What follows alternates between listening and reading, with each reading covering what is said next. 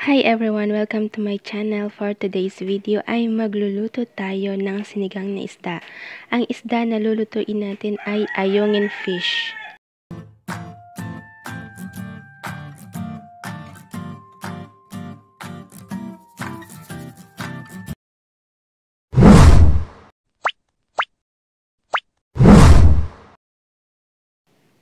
Ayan guys, simulan na natin ang pagluto. Maglagay ng tubig sa isang kaserola. Maglagay na din tayo ng asin, hiniwang bawang, sibuyas at kamatis. Maglagay na rin tayo ng pampalasa. Haluin lang natin ito. Pakuluan na natin sa katamtamang apoy lamang.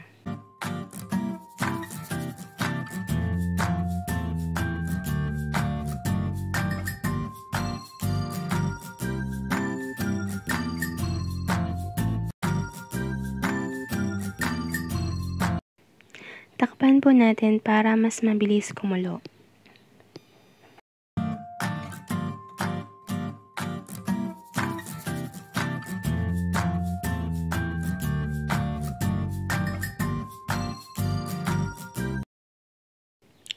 Kapag kumukulo na, ilagay na natin ang okra.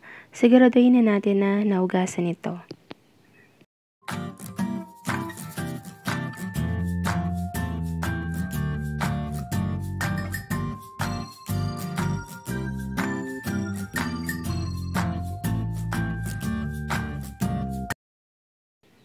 Maglagay na rin tayo ng sili.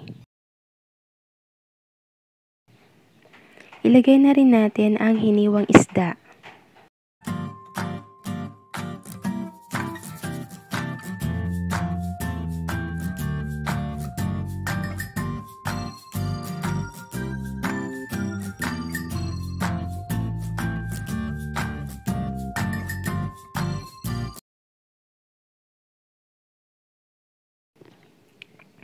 Takpan natin at lutuin natin ito ng 4 hanggang 6 na minuto.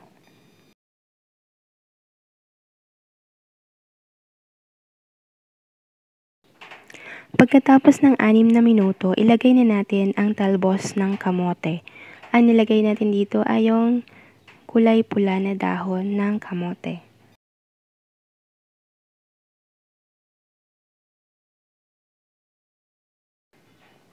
Yung kulay green na dahon ng kamote, yan yung medyo magulang na dahon ng pulang kamote.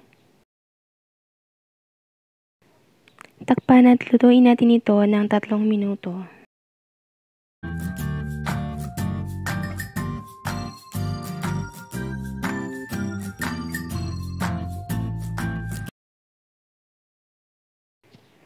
Ayan, maglagay na rin tayo ng kalamansi juice. Ayan guys, haluin lang natin yan.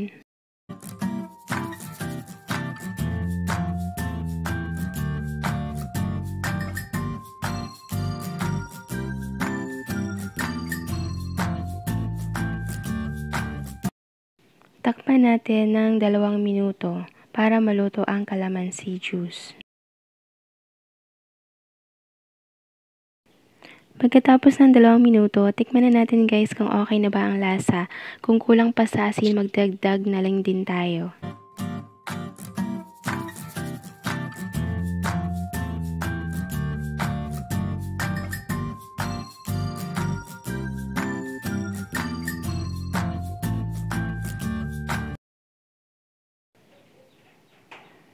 Ayan, dagdagan na natin ng konting asin.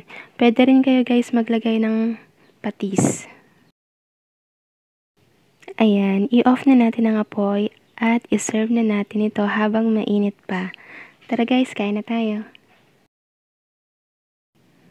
Salamat sa panonood. Sana ay nagustuhan nyo ang ating video for today. Please don't forget to like, share, and subscribe. Bye!